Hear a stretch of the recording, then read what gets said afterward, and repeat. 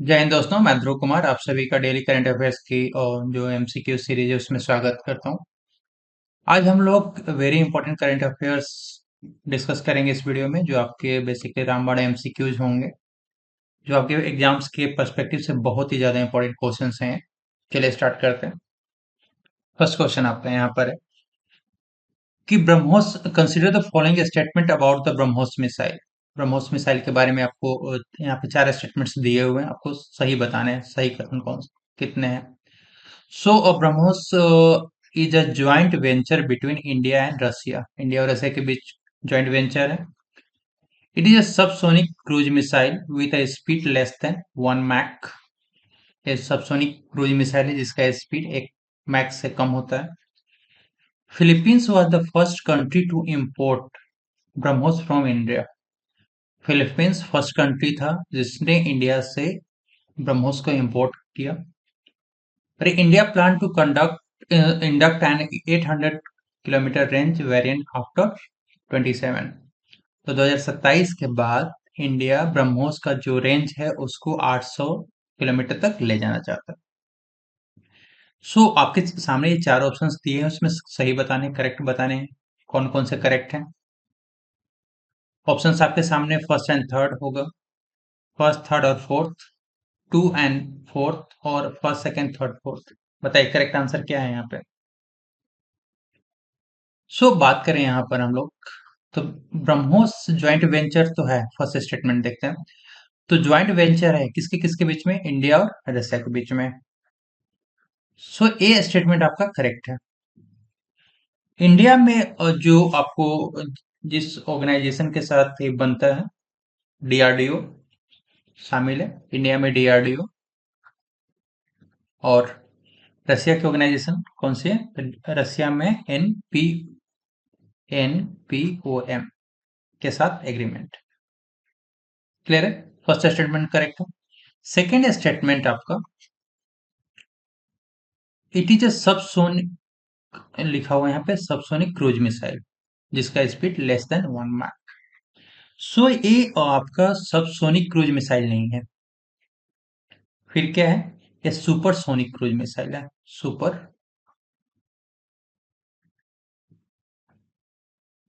Sonic cruise missile है। ठीक है, जिसकी स्पीड होती है आपकी, स्पीड यहाँ पर मैक 2.8। क्लियर है? ये जो आपका ब्रह्मोस मिसाइल है सब सुपरसोनिक क्रूज मिसाइल है जिसके स्पीड मैक 2.8 होता है। इसलिए आपका सेकेंड स्टेटमेंट यहाँ पे रॉन्ग होता है। थर्ड स्टेटमेंट है कि यहाँ पे Philippines was the first country to import BrahMos missile from India. ये करेक्ट है। ये जो थर्ड स्टेटमेंट आपका करेक्ट है। कब हुआ है ये? फिलीपींस ने कब लिया था? तो 2022 में। इसके अलावा अभी जो करंट सिनेरियो है यहाँ पे, तो इंडिया ने 450, इंडिया ने $450 मिलियन का एग्रीमेंट किया है। $450 मिलियन का एग्रीमेंट किया है किस देश को ब्रह्मोस मिसाइल बेचने के लिए? तो ये देश हैं आपके वियतनाम, वियतनाम और दूसरा देश कौन सा है? Indonesia, Indonesia. इंडिया ने $450 मिलियन का एग्रीमेंट किया, डील किया है वियतनाम और इंडोनेशिया के साथ ब्रह्मोस मिसाइल को बेचने के लिए। क्लियर है? यहाँ पे थर्ड स्टेटमेंट भी करेक्ट है क्योंकि फिलीपींस फर्स्ट कंट्री था। नेक्स्ट आपका स्टेटमेंट है, फोर्थ स्टेटमेंट है यहाँ पे कि India plan to induct an 800 kilometre range variant after 2027। 2027 के बाद 800 किलोमीटर का रेंज ये रखना चाह रहा है। मतलब 2028 तक इसका रेंज 800 किलोमीटर हो जाएगा। वर्तमान रेंज क्या है? करंट रेंज यदि बात करें, अप्रोक्स 450 किलोमीटर। ठीक है, इसको बढ़ा करके 800 किलोमीटर 2028 तक कर दिया जाएगा। क्लियर है? सो फर्स्ट मतलब आपका फोर्थ स्टेटमेंट में यहाँ पर क्या है, सही है। सो ऑप्शंस क्या बनता है यहाँ पे, कि सही पूछा है कि कौन कौन से कथन सही है, तो आंसर आपका बनता है यहाँ पे B. First, third and fourth सही है, सेकेंड आपका गलत है। ठीक है, चलिए नेक्स्ट बात करें यहाँ पे। सेकेंड क्वेश्चन आपका है, with reference to blue bird block two satellite consider the statements. Blue bird block two उपग्रह के संदर्भ में कथन पर विचार करें। यहाँ पर भी आपको करेक्ट बताना है, सही कथन बताने हैं, कौन कौन से कथन सही हैं। ठीक है, so first statement, it is a communication satellite, a communication satellite, it belongs to the US based private company, ये यूएस बेस्ड प्राइवेट कंपनी से संबंधित है। इसको लॉन्च किया गया इसरो के द्वारा। और फोर्थ स्टेटमेंट है, it meant exclusively for military surveillance, military surveillance के लिए इसका यूज किया जाएगा। सही क्या है इसमें, कौन ऑप्शंस आपके सामने, फर्स्ट एंड थर्ड केवल सही है, फर्स्ट सेकंड एंड थर्ड सही है, सेकंड एंड फोर्थ सही है, या फिर चारों सही है, first second third and fourth. बताइए करेक्ट क्या आंसर क्या है। सो फर्स्ट स्टेटमेंट यहाँ पे, यह कम्युनिकेशन सैटेलाइट है, ये करेक्ट है। सेकंड है कि इसको यूएस बेस्ड प्राइवेट कंपनी के द्वारा से बिलोंग करता है, ये भी सही है। थर्ड, इसको लॉन्च किया गया है किसके द्वारा, इसरो के द्वारा, ये भी सही है आपका। फोर्थ, ये सिर्फ मिलिट्री सर्विलांस के लिए यूज नहीं होता है। ठीक है, मतलब और पर्पस के लिए इसको यूज किया जाएगा, एक्सक्लूसिव फॉर मिलिट्री सर्विलांस नहीं है। सो आंसर यहाँ पे क्या होगा, फोर्थ रॉन्ग है स्टेटमेंट। सो आंसर आपका क्या होगा, first second and third correct. सही है, चलिए नेक्स्ट क्वेश्चन देखते हैं। थर्ड क्वेश्चन है आपका यहाँ पर, कि consider the following statement about regarding the Oman's polymer bank note. Oman के पॉलीमर बैंक नोट के बारे में कथनों पर विचार करें। फर्स्ट स्टेटमेंट है आपका यहाँ पर, it is Oman first polymer currency note, यह ओमान का फर्स्ट पॉलीमर करेंसी नोट है। It is one rial rial denomination. Polymer note are less durable than cotton based notes. So polymer note less durable होता है cotton based note के compare में। It is issued by, इसको issue किया गया है central bank of Oman के द्वारा। ठीक है, ये आपके चार स्टेटमेंट्स दिए हुए, करेक्ट बताना है कौन कौन से है, तो फर्स्ट सेकंड फोर्थ, सेकंड और थर्ड, फर्स्ट और थर्ड, और चारों। बताइए यहाँ पर जो आंसर है फर्स्ट, फर्स्ट स्टेटमेंट, सो ओमान का पॉलीमर बैंक नोट ये फर्स्ट पॉलीमर करेंसी नोट है, एक स्टेटमेंट यहाँ पर सही है। यह वन रियाल का डिनोमिनेशन है, ये भी सही है।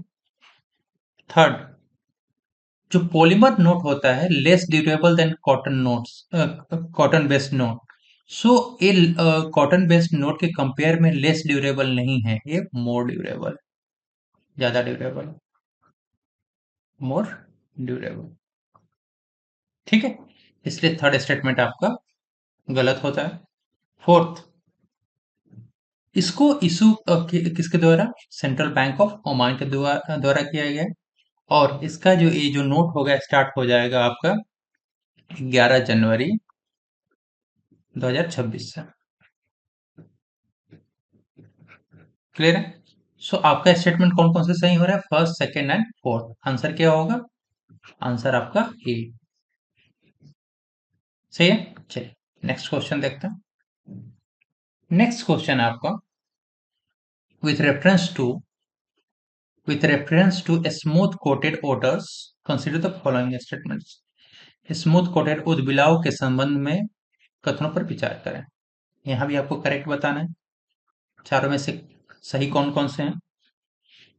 सो पहला देखते हैं यहाँ पे, it is the largest otter species found in Asia, ये एशिया का सबसे लार्जेस्ट ओटर स्पीसीज फाउंड हुआ है एशिया में। They are listed as a endangered. IUCN जो आईयूसीएन की जो लिस्ट है उसमें इंडेंजर्ड कैटेगरी में रखा गया। थर्ड स्टेटमेंट है यहाँ पे, they are protected under schedule 1 of wild life protection act 1972, 1972 के जो वाइल्ड लाइफ प्रोटेक्शन एक्ट के शेड्यूल 1 में इसको रखा गया है। It act as a bio indicator, ये बायो इंडिकेटर के रूप में काम करता है of of fresh water ecosystem health. So चार स्टेटमेंट्स हैं, आपको सही बताने हैं कौन कौन से हैं। First statement, it is they are the largest otter species found in Asia, ये आपका सही है। सेकेंड स्टेटमेंट जो आपका यहाँ पे, they are listed as endangered by IUCN, IUCN के द्वारा इसको इंडेंजर्ड कैटेगरी में रखा गया है। सो इसको आईयूसीएन के द्वारा इंडेंजर्ड कैटेगरी में नहीं रख करके इसको वल्नरेबल कैटेगरी में रखा गया है। वल्नरेबल, वल्नरेबल कैटेगरी में रखा गया है। सो आपका सेकेंड स्टेटमेंट यहाँ पे गलत होता है। थर्ड स्टेटमेंट है यहाँ पे कि they are protected under schedule 1 of the wild life protection act, ये सही है। फोर्थ स्टेटमेंट है आपका, they act as a bio indicator of fresh water ecosystem health, ये भी सही है। तो करेक्ट कौन कौन सा हो गया, first, third and fourth. Answer क्या हो गया आपका, ए।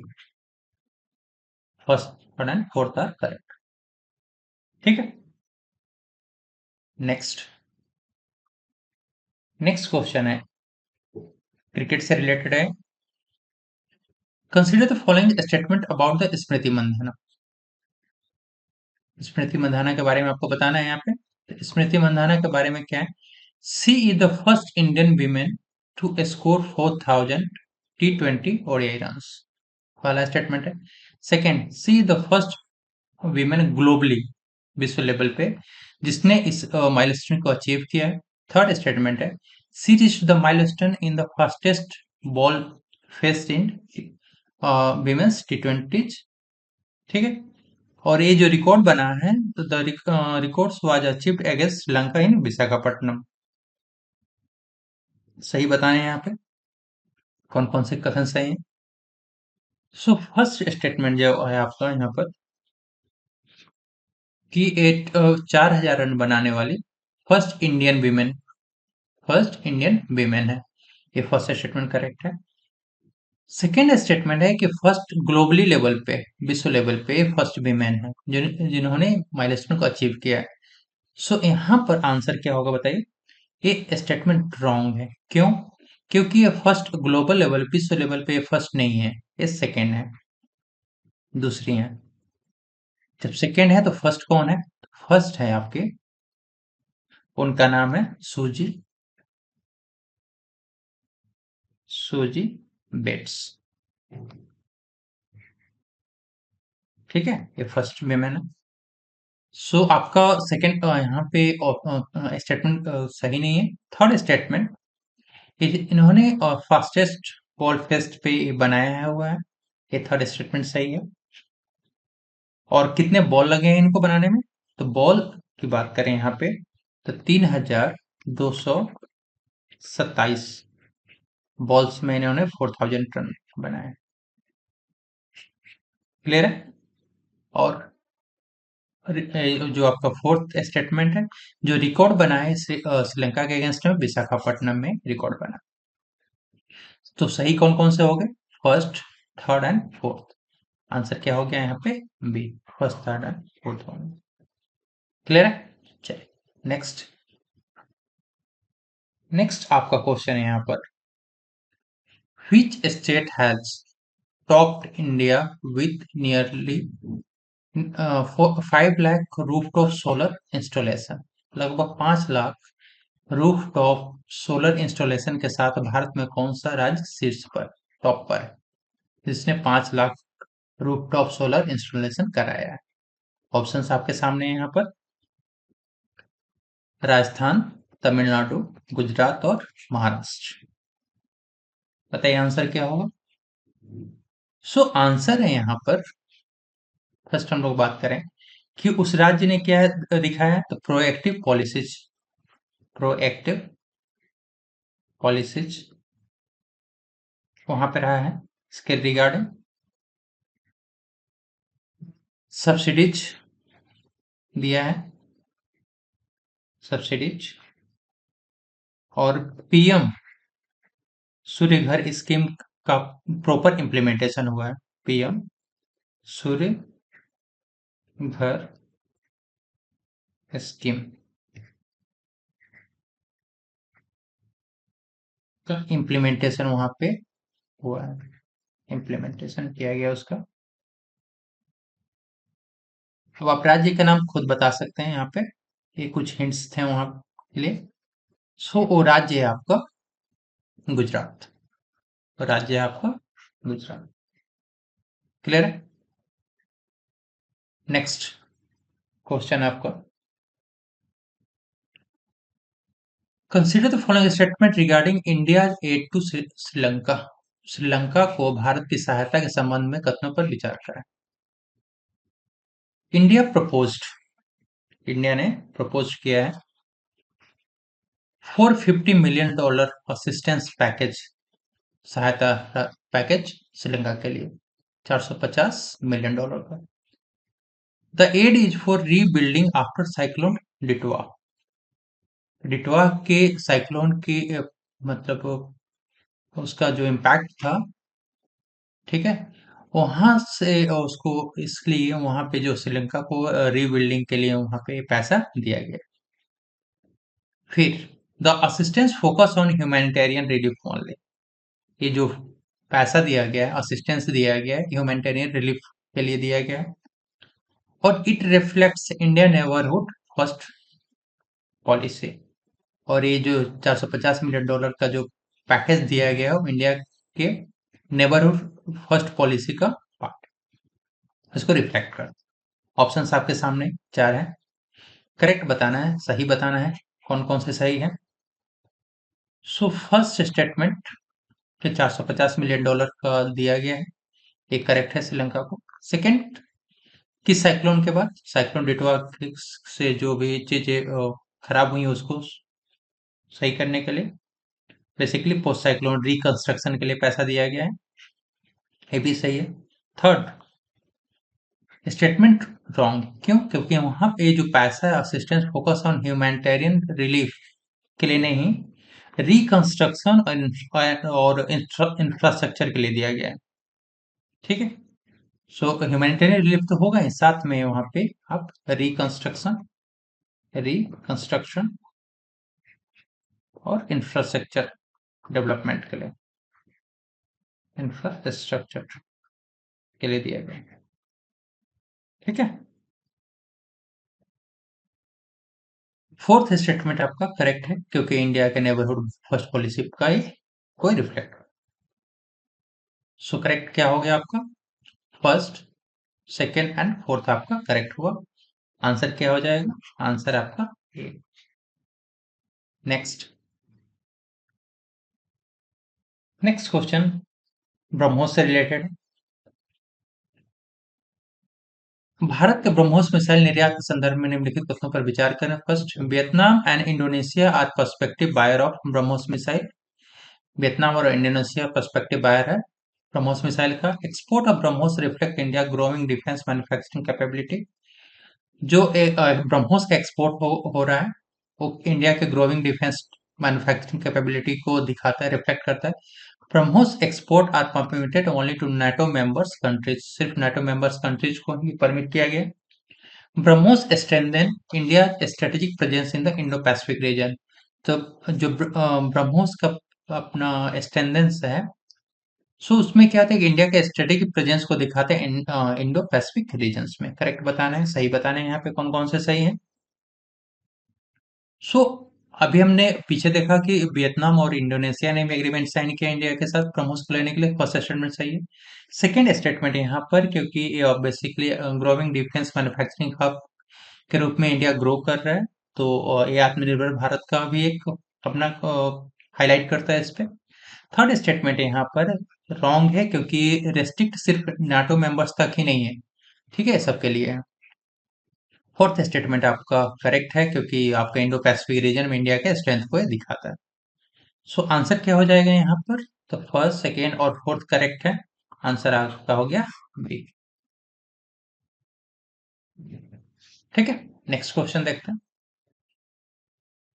ISRO with reference to the ISRO recent satellite launch, ISRO के हालिया उपग्रह प्रक्षेपणों के संदर्भ में कथनों पर विचार करें। ISRO launch satellite for both Indian and foreign commercial clients. ठीक है, सेकेंड स्टेटमेंट के launching blue bird block 2 reflects India growing role in space commercialisation. Third है ISRO launch foreign satellites only under military agreements, तो इसरो लॉन्च करता है foreign satellites को केवल under military agreements के तहत। Commercial launch contribute to India space economy, so ISRO के द्वारा और इंडिया के स्पेस इकोनॉमी के पर्सपेक्टिव से जो कॉमर्शियल लॉन्च काफी इंपॉर्टेंट है। सो ये चारों आपके सामने ऑप्शंस दिए हुए हैं, बताना है करेक्ट कौन सा है, सही कौन सा है। सो फर्स्ट स्टेटमेंट यहाँ पे कि जो इसरो जो होता है रेगुलरली लॉन्च कर रहा है फॉरेन और इंडियन दोनों कॉमर्शियल क्लाइंट्स के लिए, तो फर्स्ट स्टेटमेंट यहाँ पे सही है। सेकेंड स्टेटमेंट क्या दिखाता है कि इंडिया का जो ग्लोबल स्पेस मार्केट में जो ब्लू बर्ड ब्लॉक 2 को लॉन्च किया गया इसरो के द्वारा, ये दिखाता है कि इंडिया का मतलब राइज हो रहा है ग्लोबल स्पेस मार्केट में, तो सेकेंड स्टेटमेंट भी सही है यहाँ पे। थर्ड स्टेटमेंट है यहाँ पर कि गलत है क्योंकि जो ISRO launch foreign satellites only under military agreements, so ये मिलिट्री एग्रीमेंट्स के तहत ही नहीं होता है, तो ये आपका थर्ड रॉन्ग है। फोर्थ आपका करेक्ट है क्योंकि ये जो कॉमर्शियल लॉन्चेज होते हैं इंडिया के स्पेस इकोनॉमी के पर्सपेक्टिव से काफी इंपॉर्टेंट। तो आपका यहाँ पे सही कौन कौन से है? First, second and fourth. First, second and fourth सही है, आंसर आपका ए हो गया। नेक्स्ट क्वेश्चन देखते हैं यहाँ पे। नेक्स्ट है, consider the following statement about the rooftop solar power in India. Bharat में रूफटॉप सोलर ऊर्जा के कथनों पर विचार करें। Rooftop solar contributes to decentralised power generation, तो जो रूफटॉप सोलर कंट्रीब्यूशन है डिसेंट्रलाइज पावर जनरेशन में सेंट्रलाइज में कंट्रीब्यूट करते हैं। Gujarat leadership due to strong policy support and incentive, so Gujarat ने इसमें टॉप किया है और Gujarat leadership due to strong policy support और इंसेंटिव के कारण ही गुजरात ने टॉप किया। Rooftop solar help reduce transmission losses, so rooftop solar जो होते हैं ट्रांसमिशन लॉसेस को रिड्यूस करते हैं। Rooftop solar power generation limited only to industrial buildings, और ये जो पावर जनरेशन है सिर्फ इंडस्ट्रियल बिल्डिंग्स के लिए ही लिमिटेड है, जो रूफटॉप पावर जनरेशन की बात कर रहे हैं। सो चार स्टेटमेंट से दिए हुए हैं, आपको सही बताने हैं, तो फर्स्ट आपका करेक्ट है, सेकेंड भी करेक्ट है, थर्ड भी करेक्ट है और चौथा सही नहीं है। क्यों सही नहीं है? क्योंकि ये सिर्फ इंडस्ट्रियल बिल्डिंग्स के लिए लिमिटेड नहीं है। ठीक है, इंडस्ट्रियल बिल्डिंग्स के लिए लिमिटेड नहीं है, इसको यूज रेसिडेंशियल रेसिडेंशियल कॉमर्शियल